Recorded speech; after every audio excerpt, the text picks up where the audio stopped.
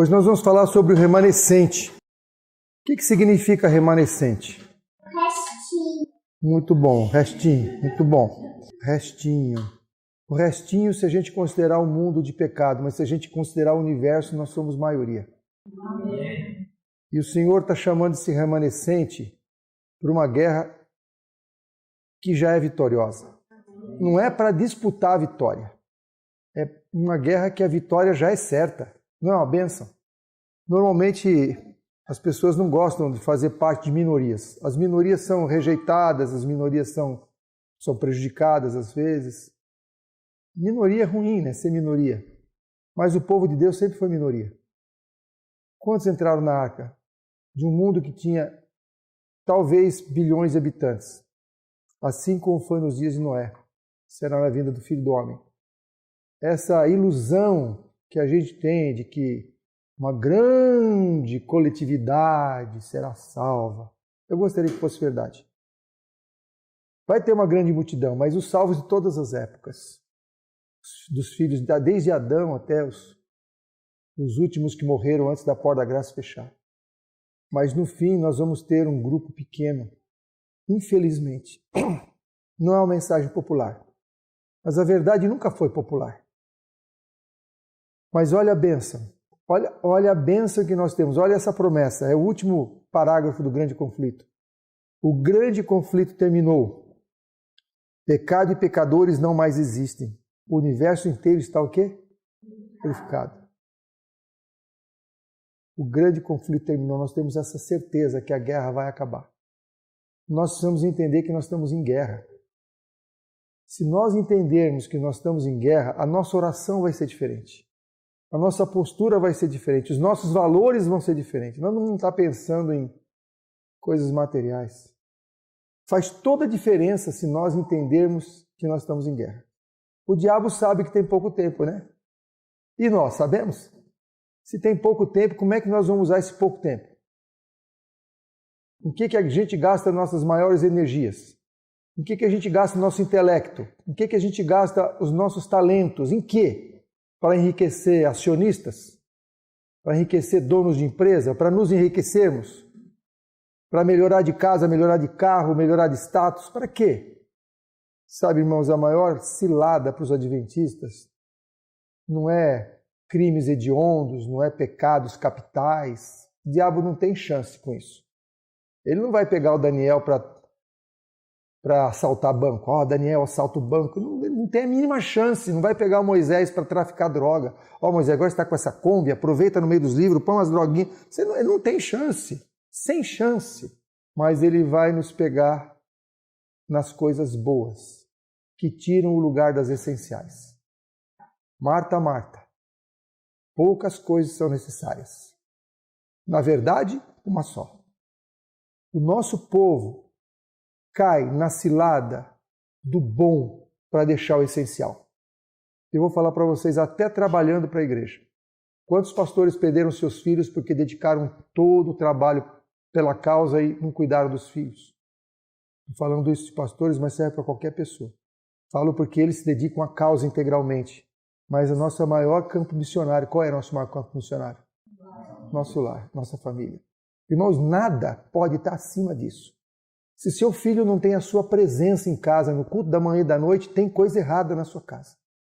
Você precisa estar chefiando a liderança espiritual do lar, fazendo o culto da manhã e da noite, levantando o altar do Senhor, instruindo seu filho. Como é que é para a gente instruir o filho? Andando pelo caminho, levantando, deitando, assentando, não é isso que fala?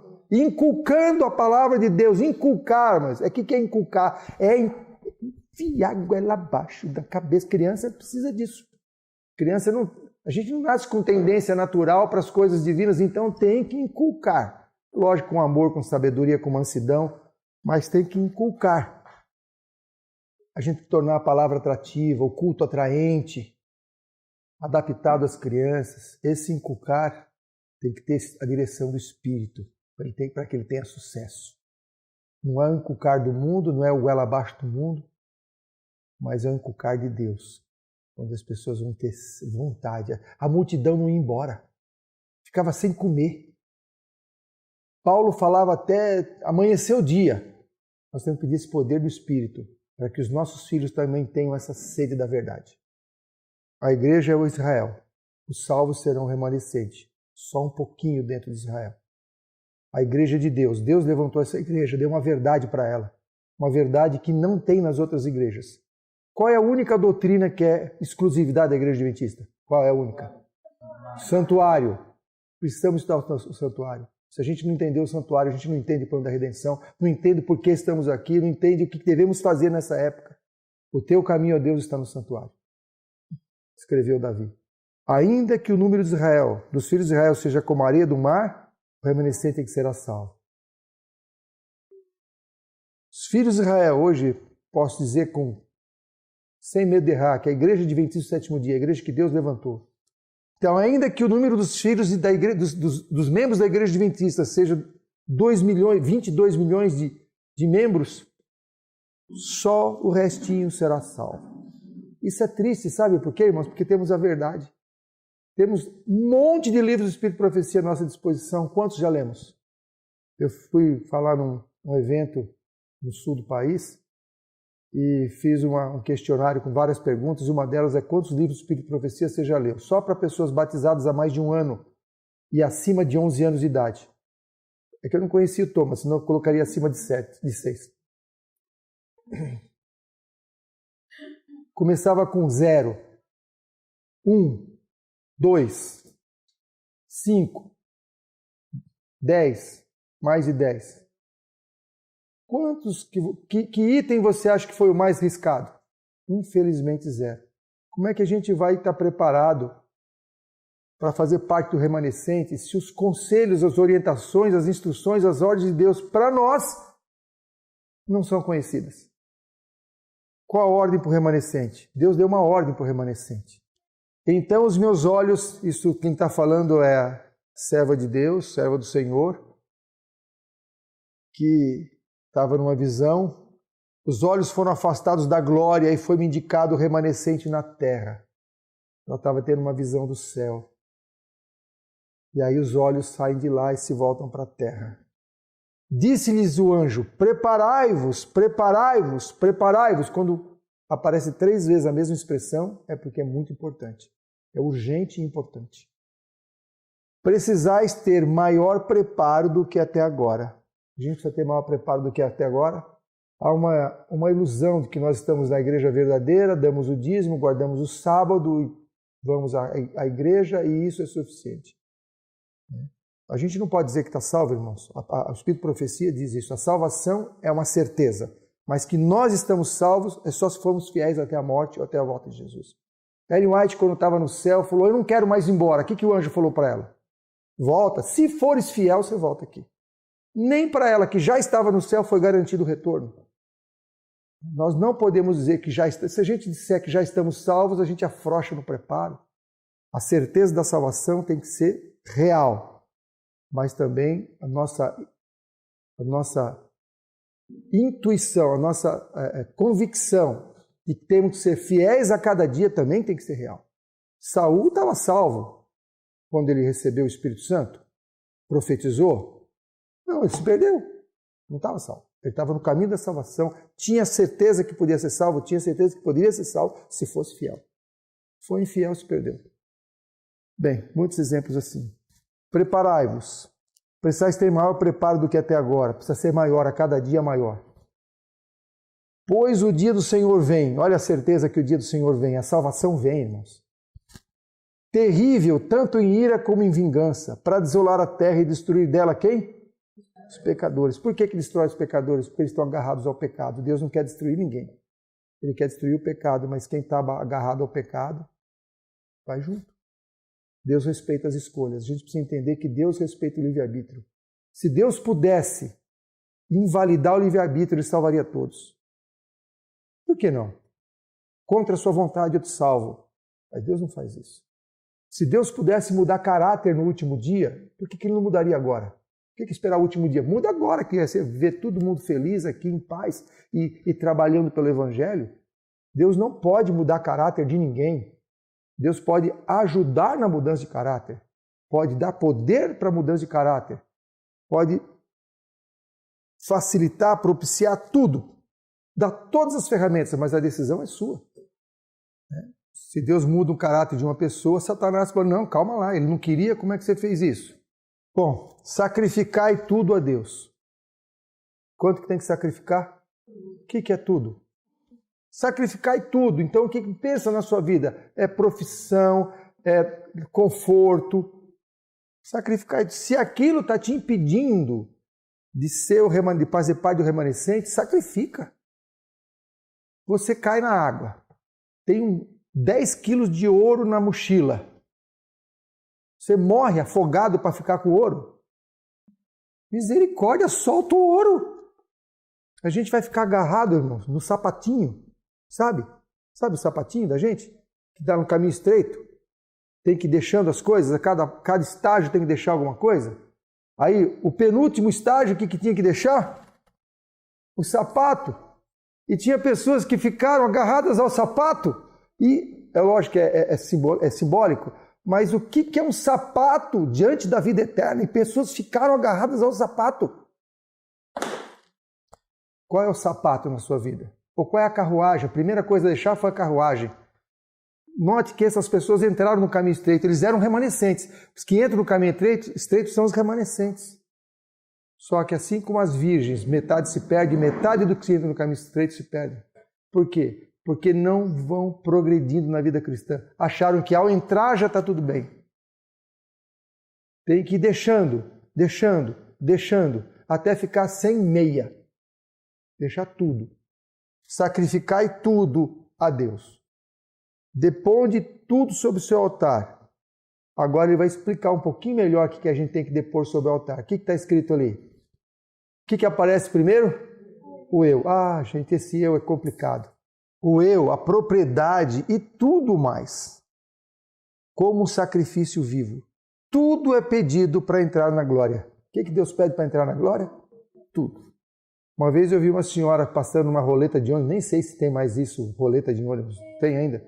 Eu vi uma senhora que queria passar na roleta de ônibus cheia de sacola. E ela não conseguia passar, ela ia de frente, ia de lado, não passava, ela tinha que deixar as sacolas para passar. Aí o medo de deixar as sacolas. Então, a gente quer entrar com a bagagem, não vai. Tudo é pedido para entrar na glória. Acumulai para vós um tesouro no céu, onde nem os ladrões roubam, nem a ferrugem consome. Tereis de ser o quê? De quê? A gente não quer participar do sofrimento de Cristo, a gente quer participar só da glória. Só ruas de ouro, casa de marfim, viajar pelos mundos, não ter doença. Mas se você quer participar com Ele de sua glória, você precisa participar com Ele dos seus sofrimentos. Mas por quê? É porque isso é para aperfeiçoamento do nosso caráter. Não é porque Deus quer esse sofrimento. Deus é amor. Deus é amor, Ele sabe que se você não participar do sofrimento, você não vai ser feliz no céu. Que adianta levar alguém para o céu para ser feliz? Não adianta. Qual a ordem para o remanescente? Eu vou fazer um resumo disso que eu li aqui. Preparai-vos, preparai-vos, preparai-vos. Sacrificai tudo a Deus. Deponde tudo sobre o seu altar, o eu, a propriedade e tudo mais como um sacrifício vivo. Tudo é pedido para entrar na glória. Acumulai para vós um tesouro no céu. Ser participantes dos sofrimentos de Cristo aqui. Participar com Ele de sua glória no além. Olha que interessante, 7 itens e o 7 é o glorioso. Qual é a promessa para o remanescente? Tem uma promessa para o remanescente. A gente não precisa ficar desesperado que isso aqui que Deus requer, Ele dá poder para a gente fazer. Nada que Deus pede é para a gente fazer por nossa própria força. Tudo é dado poder. Ao que vencer, olha que bênção, ao que vencer me considerei que o quê? Olha só o que Deus está prometendo para o remanescente. O que Ele está prometendo?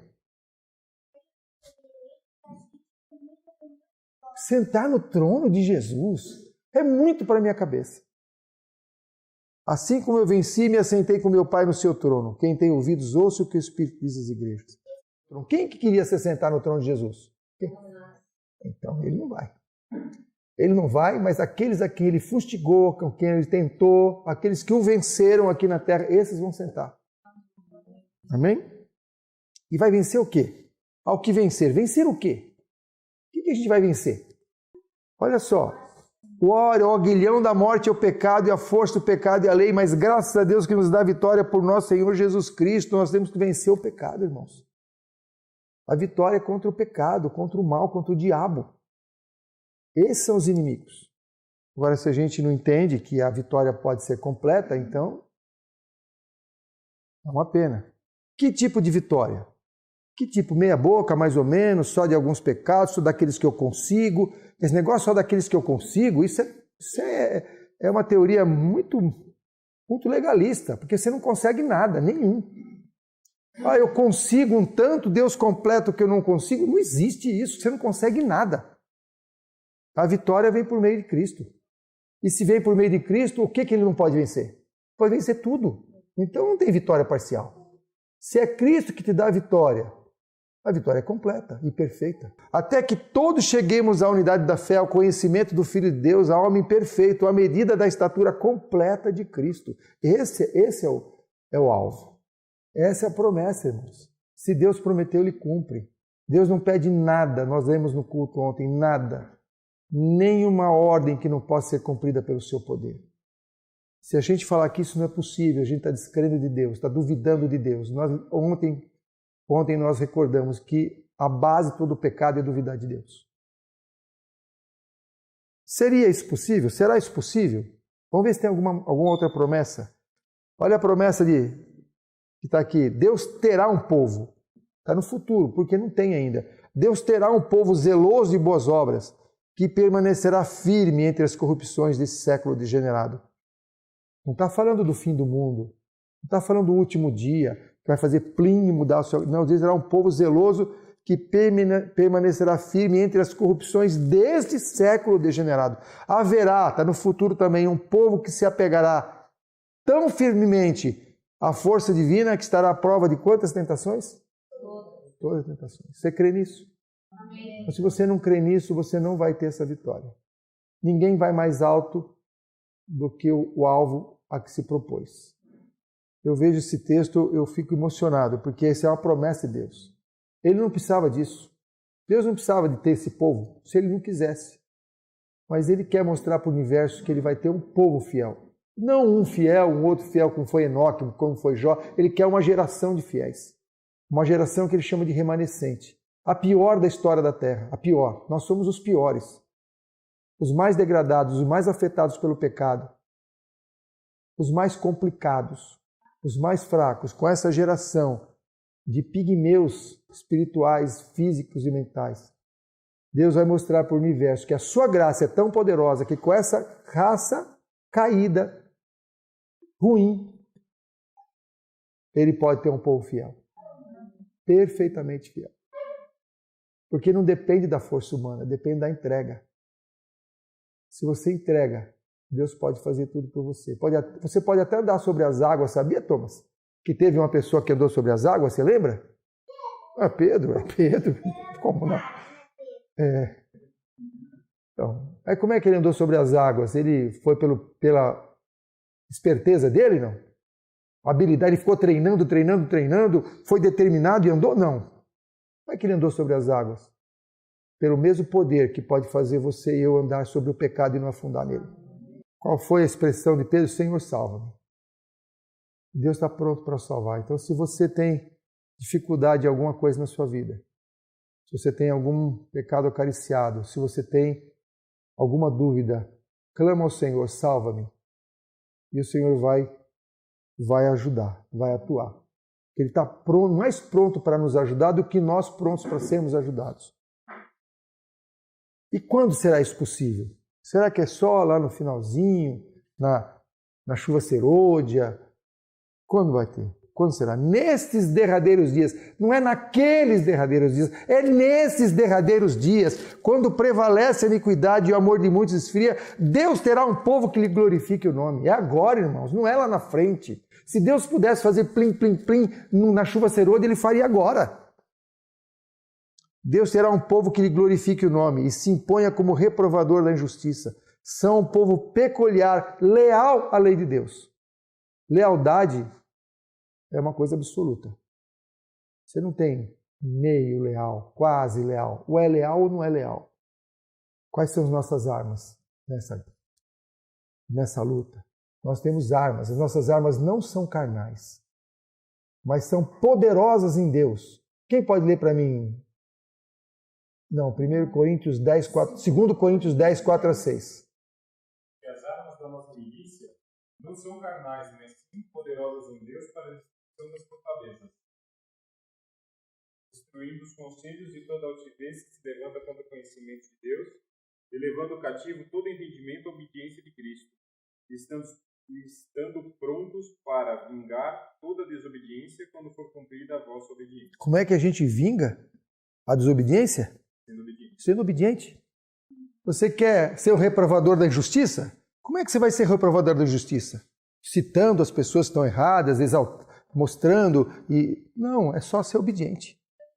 Dando exemplo, falando a verdade. Assim que reprova a injustiça, sendo leal, sendo fiel. A nossa arma é obediência. Nossa arma é obediência. E essa obediência é fruto do Espírito. Ela não vem do homem. Mas o fruto do Espírito só ocorre em quem pede. Só se você clamar. Por quê? Por que a necessidade de um remanescente fiel? A honra de Deus, a honra de Cristo estão envolvidas na perfeição do caráter do seu povo. Por que a honra de Cristo está envolvida na perfeição do caráter do seu povo? Por quê? Deus terá um povo sobre a terra que vindicará a sua honra, dando valor a todos os seus mandamentos. O que é vindicar, irmãos? O que significa vindicar?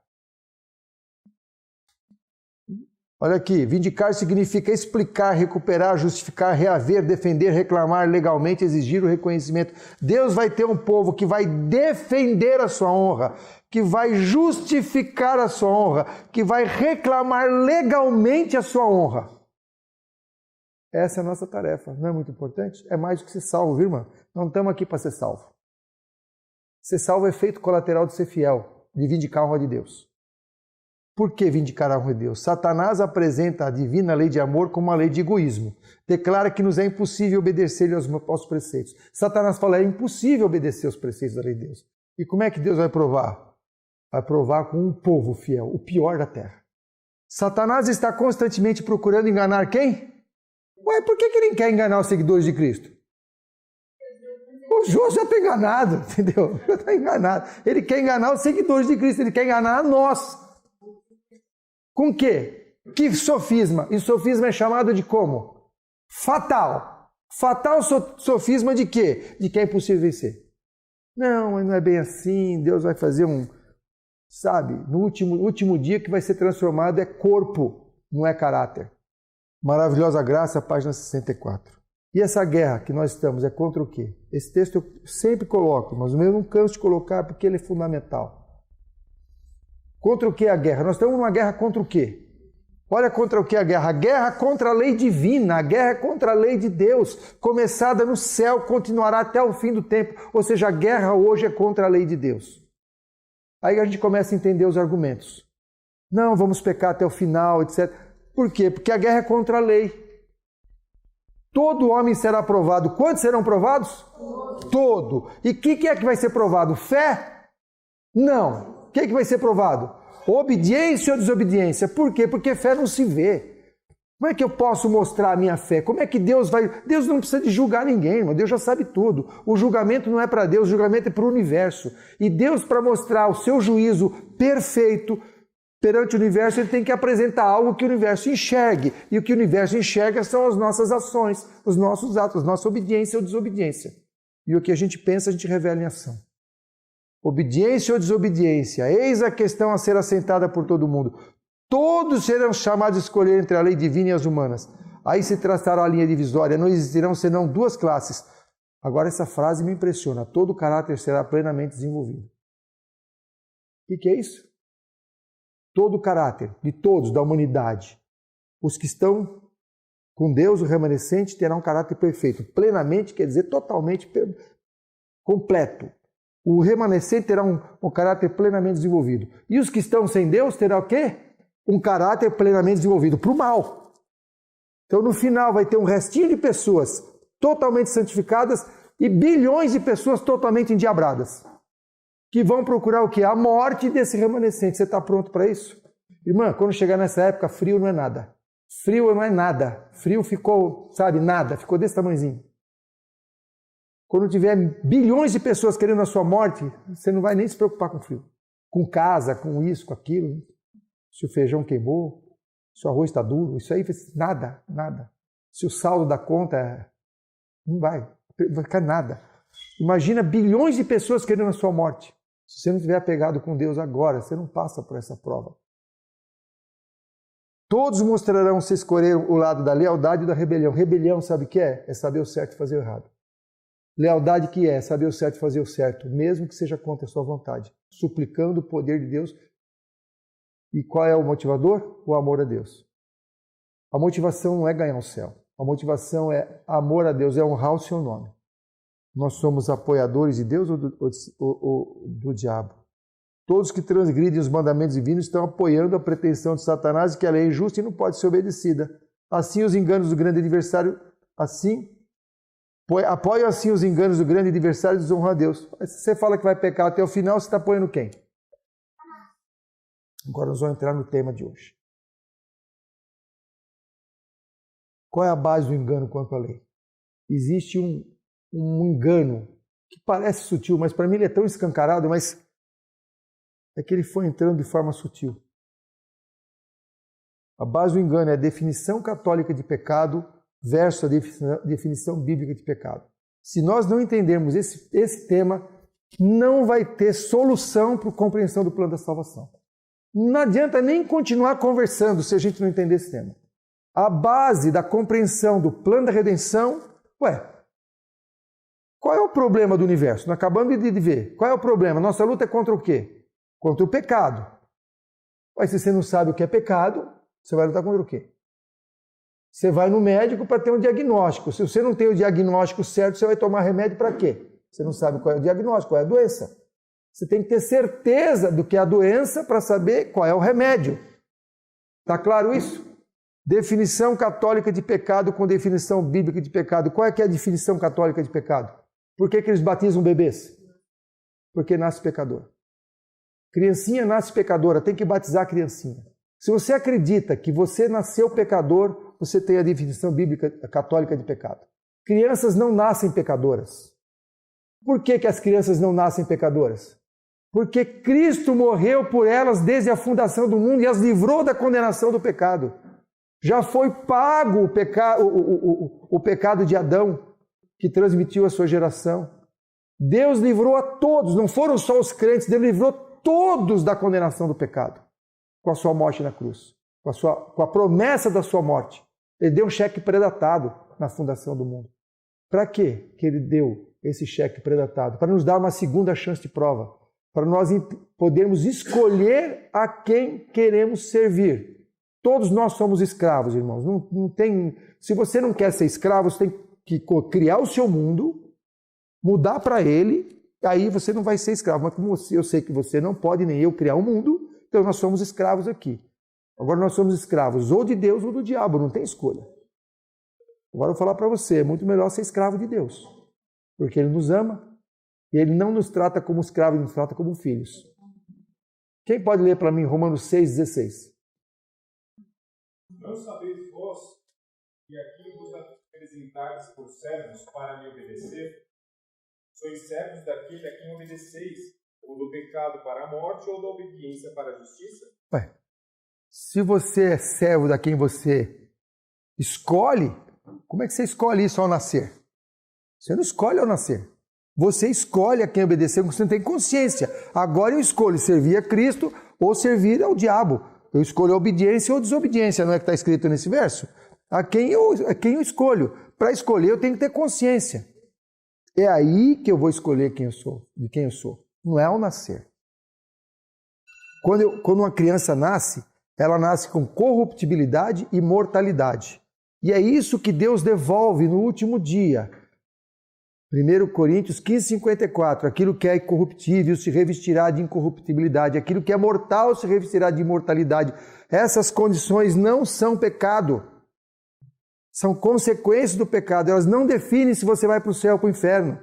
Os que forem fiéis receberão de volta a incorruptibilidade e a imortalidade. As criancinhas que nasceram e morreram vão receber imortalidade e incorruptibilidade pelo poder de Cristo. Só Cristo salva, mesmo que você não tenha tido consciência do pecado, você precisa de Cristo para se salvar.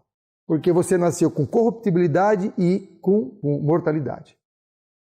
Só Deus pode devolver isso para você. Então Cristo é necessário em qualquer situação. Mas para você pecar, você tem que fazer uma escolha. Pecado não é possível cometer pecado sem fazer escolha. Vamos ver aqui mais para frente. Tem um texto muito usado para fundamentar a definição católica de pecado no meio evangélico, ou no meio adventista, que é Salmos 51:5. Em iniquidade fui formado, em pecado me concebeu minha mãe. Mas onde no texto está dizendo que o bebê é pecador?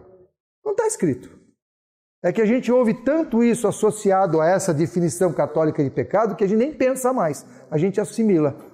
Quer dizer, qual é o melhor sabão, irmão? Qual é o melhor sabão em pó? Quem te falou isso? Sabe por que você sabe que o é melhor? Porque a televisão falou isso muitas vezes para você e você aceitou. E eu vou falar para você, quem fez o teste nos sabões, o Omo tirou em terceiro lugar. Mas todo mundo acha que o Omo é melhor. Por quê? Porque o Omo é melhor, lava mais branco. E você paga mais caro porque você paga a propaganda dele. Agora, neném nosso pecador, o Salmo 51:5, iniquidade formada, em pecado me concebeu.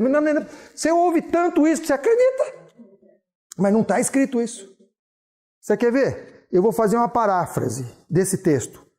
Em Minas fui formado e em dor me concebeu minha mãe. Eu estou dentro de Minas ou Minas está dentro de mim? Eu estou dentro de Minas. Em dor me concebeu minha mãe. A dor é da mãe ou do bebê? Irmãos, o texto está dizendo que Davi nasceu no mundo de pecado e que a mãe era pecadora. Só isso. O texto não está dizendo que o bebê é pecador. Por favor. Se a gente acreditar que nós nascemos com pecado, nascemos pecadores, temos que tirar os outros textos da Bíblia que falam que o pai não levará a iniquidade do filho, o filho não levará a iniquidade do pai, mas a alma que pecar, não tem contradição nas Escrituras. Por que essa definição católica é tão prejudicial assim? Por quê? Você sabe por quê? Porque se você acredita que nasceu pecadora, você não é culpada por isso. Sabia? Eu nasci assim. Eu não escolhi nascer nesse mundo. Aí sabe em quem você vai pôr a culpa? Em Deus. E sabe de onde vem isso? Do Éden. Adão, onde estás? Eu estou aqui, a mulher. Mas quem é a mulher que me deste? E Eva, o que você fez a Eva? A serpente que tu criaste. Quem que é o culpado? Definição católica de pecado é para culpar Deus do pecado. Para tirar de nós a responsabilidade. Irmãos, pensa nisso. A responsabilidade do pecado é nossa, da nossa escolha, não é Deus. Uma pessoa sem pecado nenhum, glorificada, totalmente glorificada, diante do trono de Deus, pecou. Como é que ele chamava essa pessoa? Lúcifer. E uma pessoa que nasceu nesse mundo, corrompido, sujeito às mesmas tentações que nós, com as mesmas inclinações que nós, foi transladado para o céu, porque viveu 300 anos sem pecado. Como é que chamava essa pessoa? Ou seja, inclinação para o mal não tem a ver com caráter, não tem a ver com salvação. Se você nasce inclinado, não é obrigado a pecar. Se você nasce glorificado, não é obrigado a não pecar. Não tem obrigação. No reino de Deus nós somos livres. Se você está glorificado, você pode escolher pecar? Pode, você tem livre-arbítrio. Você está inclinado para o mal, você pode escolher não pecar? Pode, pelo poder de Deus, ele te conserva firme. Isso é tão importante, irmãos, faz toda a divisão na teologia adventista, toda a divisão. Manda você para um lado, manda você para o outro. Se vocês quiserem saber qual é a consequência de crer de um jeito ou de outro, leia o livro Face a Face com o Verdadeiro Evangelho, do pastor Dennis Priebe. E se você quer saber como isso se deu na nossa igreja, leia o livro do pastor Herbert Douglas, Uma Bifurcação na Estrada. Definição bíblica de pecado. Qual que é a definição bíblica de pecado? Nossa única definição de pecado é a que é dada na palavra de Deus. É o quê? Quebrantamento da lei. Única. Então, só tem uma definição, não tem duas. O apóstolo nos dá a verdadeira definição de pecado. Qual que é? Tem muitos textos, irmãos, tem mais de 10 declarações dessa, muitas do Espírito de Profecia.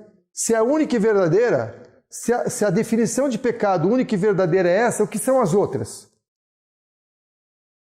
O que seriam as outras? Falsas. O que Satanás quer nos enganar? Que é impossível. Aí vem, o DNA, esse pecado intrínseco, pecado latente, pecado natural, pecado original, tudo isso foi inventado por Agostinho. Por que nós vamos assimilar uma doutrina católica, irmãos? Por quê?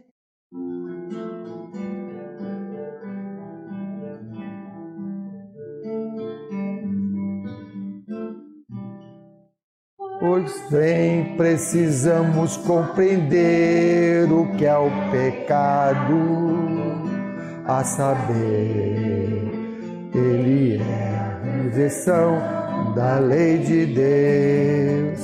Esta é a única definição dada nas Escrituras. Esta é a única definição dada nas Escrituras.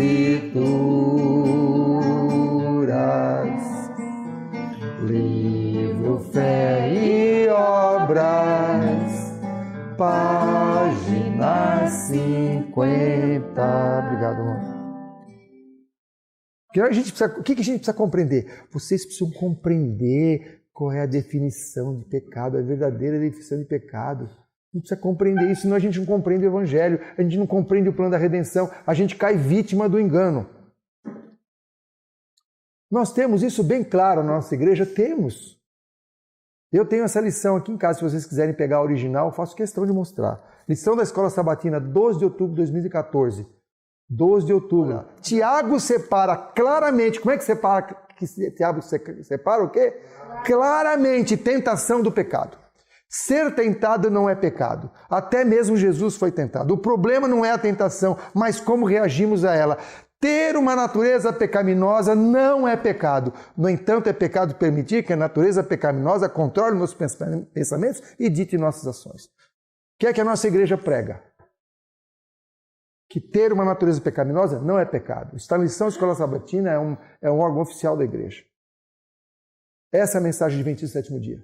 Natureza não é pecado. Atender à natureza que é pecado. Quem prega que natureza é pecado é a Igreja Católica.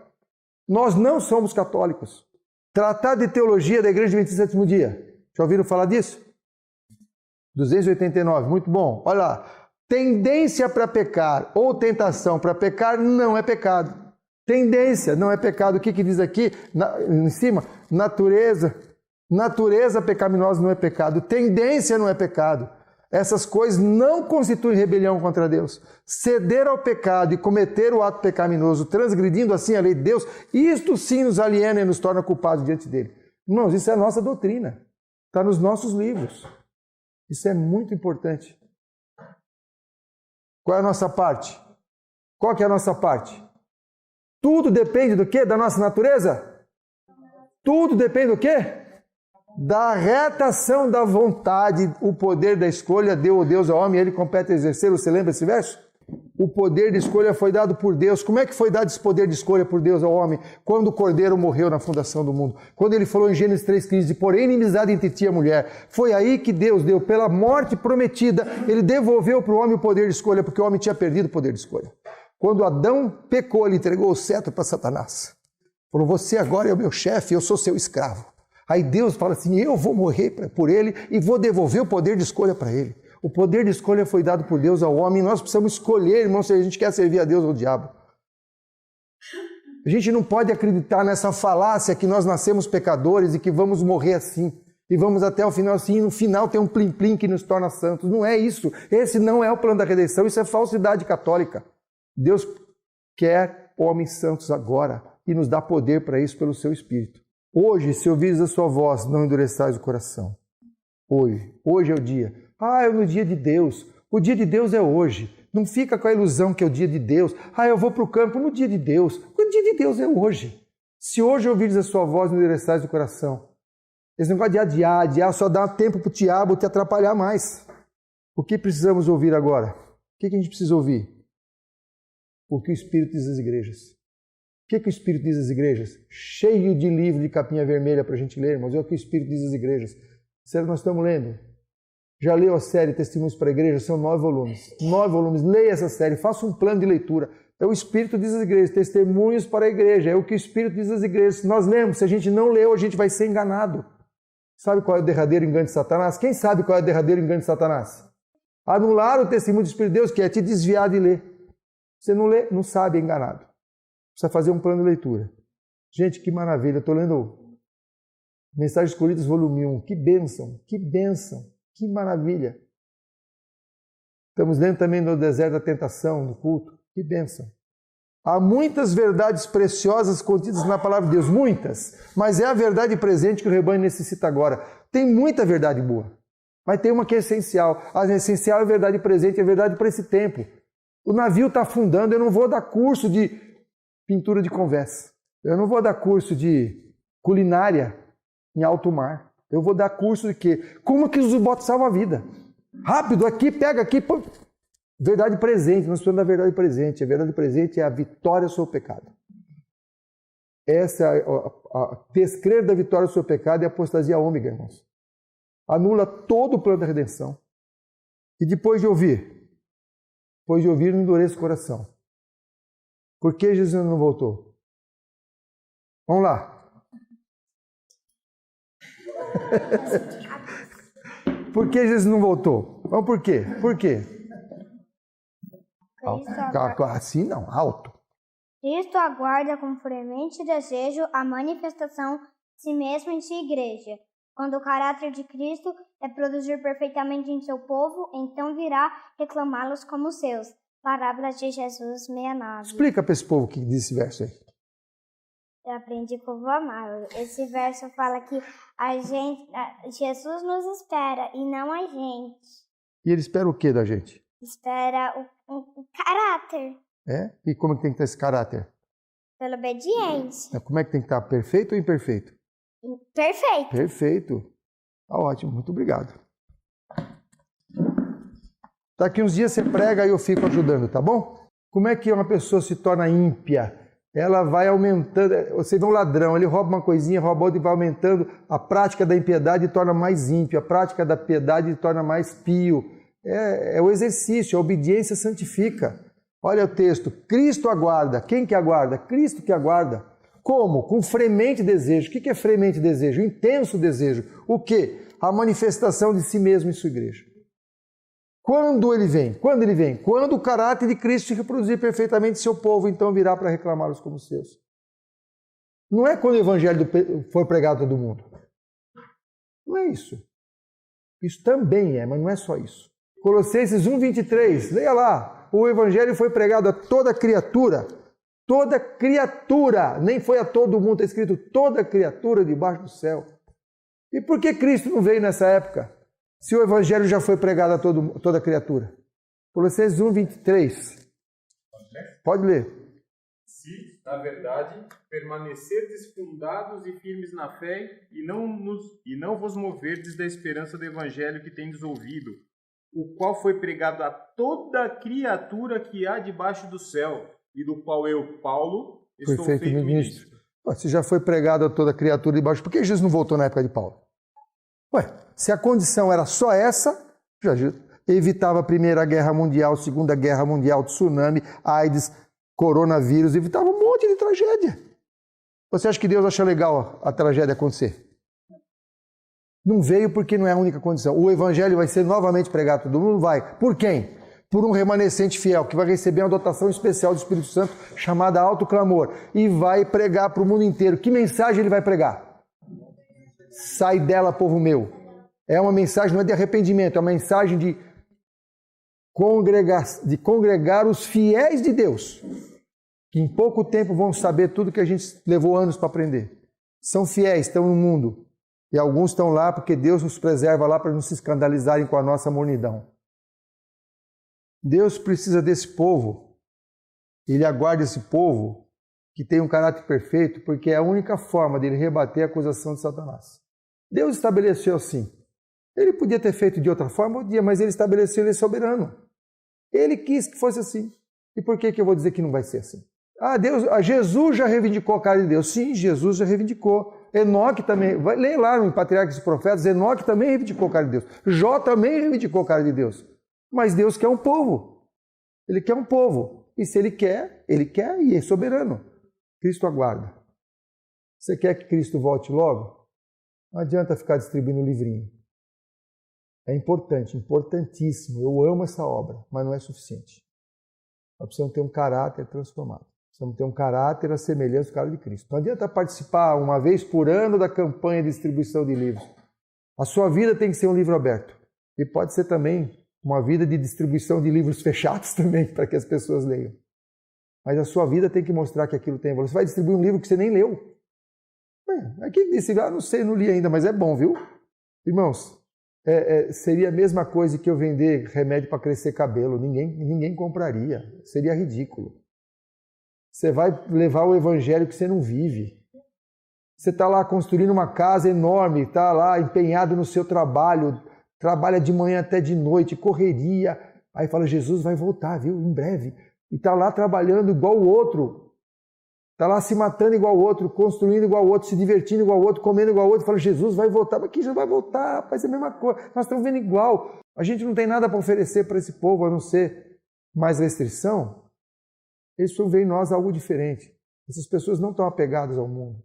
Essas pessoas não estão apegadas às coisas do mundo. Os filhos deles são diferentes. Olha, os filhos deles são respeitosos, laboriosos, educados, prestativos. Eu quero ter filhos assim. Bom, para você ter filhos assim, você precisa ter esse tipo de vida. A gente tem as mesmas doenças do mundo. Por quê? Porque a gente vive igual ao mundo. Tem pressão alta, diabetes, não sei o quê. Depressão, gente, filho de Deus com depressão. Misericórdia. Não precisa ter nada disso. Deus nos livraria das doenças dos egípcios, se fôssemos fiéis. A gente tem o estilo de vida do mundo e tem as doenças do mundo. A gente tem os valores do mundo e tem os problemas do mundo. Essa semana, depois de muitos anos afastado da minha profissão, eu fui convidado a trabalhar de novo da consultoria pela internet. Resolvi aceitar sem eu ter orado antes. E aí eu comecei a rever, fiz uma revisão do material que ele me mandou, que era o material que ia ser usado na consultoria. Mas foi me dando uma angústia tão grande. De eu ver aquelas coisas que eu fazia com empolgação. Falei, não é para mim. Isso não serve mais para mim. Eu vou ajudar as empresas a ganharem mais dinheiro. Que serviço eu estou fazendo para Deus de relevância? Eu vou salvar a alma? Ah, sim, eu posso eventualmente testemunhar, eu posso em algum momento mandar um livro para a pessoa, mas os discípulos, quando fizeram aquela pesca maravilhosa, a maior da vida deles, e só Deus não aumentou o milagre porque o barco estava indo a pique e a rede rasgando. Foi o máximo que Deus pôde dar para eles, foi o que Ele deu. 150 e tantos grandes peixes. De dia no raso. Se fosse eu com os meus conhecimentos administrativos e financeiros, o que eu teria feito? Eu venderia os peixes e colocaria o dinheiro no rendimento, tá? Numa poupança ou alguma aplicação. Arrendaria meu negócio. Eu já tinha clientela, já tinha o material, já tinha o barco, já tinha tudo. Arrendo meu negócio. Vivo do arrendamento e tenho uma reserva da venda dos peixes para uma emergência. Olha, não está bem pensado? Seria eu lá fazendo isso. O que fizeram os discípulos? Deixaram tudo, deixaram o barco, rede, peixe, deixaram tudo. Por quê? Por que deixaram tudo? Porque eles estavam com o dono do mundo. O que é um barquinho, irmãos? O que é uma redinha, meia dúzia de peixe? Tudo bem, 100 e tantos, tudo bem, 200, não importa. O que é isso para o Criador? O que é isso pela grandeza da missão? O que é isso pela nossa tarefa de vindicar o caráter de Deus? A gente está agarrado no empreguinho, sabe? Aquele empreguinho concursado, seu concursado. Está lá agarrado no empreguinho concursado, não larga. Não estou dizendo que você tem que pedir demissão. Estou dizendo que você tem que se ajoelhar e pedir para Deus, Senhor, o que queres que eu faça? E se Deus falar para você deixar o emprego, vá com alegria. Se Ele falar para você ficar, você fica. Mas deixa Deus escolher para você.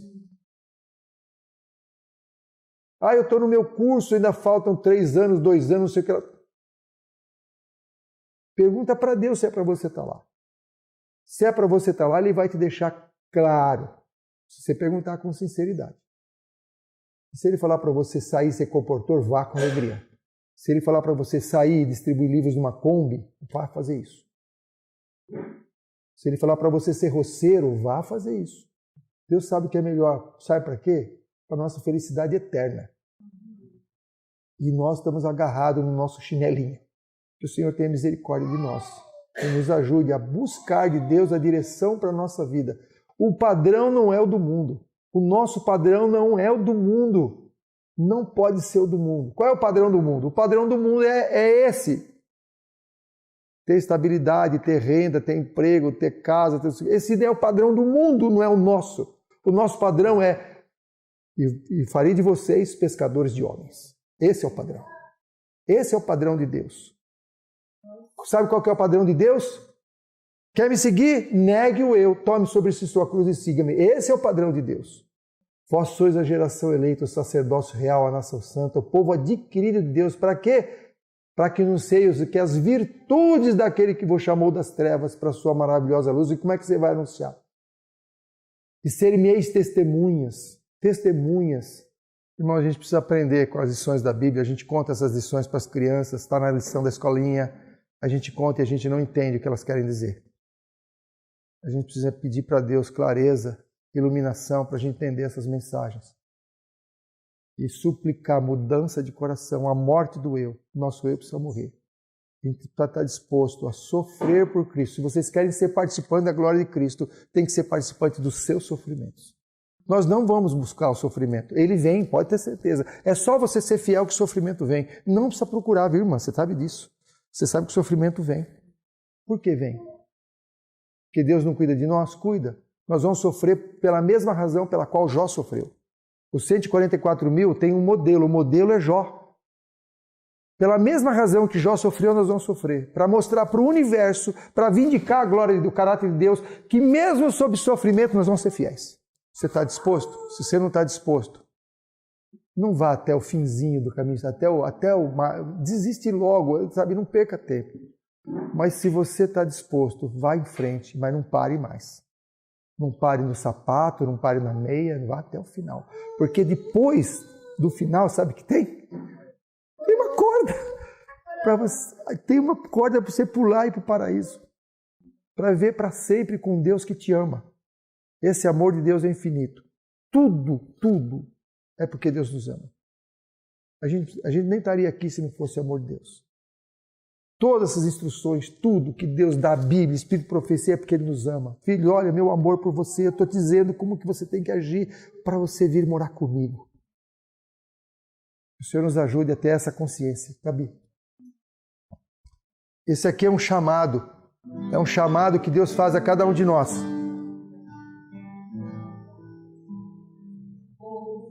A voz do Senhor que dizia: a quem enviarei e quem há de ir por nós? Então disse eu: eis-me aqui, envia-me a mim. Eis-me aqui, envia-me a mim. Isaías 6:8. Vamos ajoelhar para a oração? Senhor nosso Deus, nosso Pai de amor e misericórdia, Senhor, não compreendemos o Teu infinito amor de ter dado o Seu Filho para morrer em nosso lugar. Não compreendemos a Tua paciência, enorme paciência, inesgotável paciência conosco, Senhor. Porque somos egoístas, pensamos só em nós, temos vaidade, orgulho, não sei do que, mas temos. Pedimos perdão pelos nossos pecados, Senhor. pelo nosso egoísmo, pela nossa falta de confiança em Ti. Porque não lemos os Teus recados para a Tua igreja, para nós, que preferimos outras coisas a nos dedicar à Tua palavra. Perdoa, Senhor, nosso pecado. Perdoa porque estamos preocupados com o nosso sustento, quando deveríamos estar preocupados em salvar pessoas. Pai, estamos de joelhos diante de Ti porque somos indignos, somos barro e precisamos do Teu perdão. E além do Teu perdão, Senhor, precisamos da graça transformadora, do poder do Espírito na nossa vida para nos tornar fiéis testemunhas Tuas. Nós queremos ser enviados como Isaías, eis-me aqui. Eu quero ser enviado, Senhor. E todos aqueles que querem ser enviados, que digam amém. Amém. Que o Senhor nos unja com Teu Espírito, para que tenhamos esse caráter perfeito, a fim de que Cristo logo retorne a esse mundo. Nos ajude, Senhor, nos ajude, nos ajude. Tem misericórdia de nós. Que os Teus anjos nos protejam, que Teu Espírito nos ilumine. Nos dê força e poder para sermos fiéis, para sermos obedientes, custe o que custar. Nos entregamos nas Tuas mãos em nome do Senhor Jesus. Amém.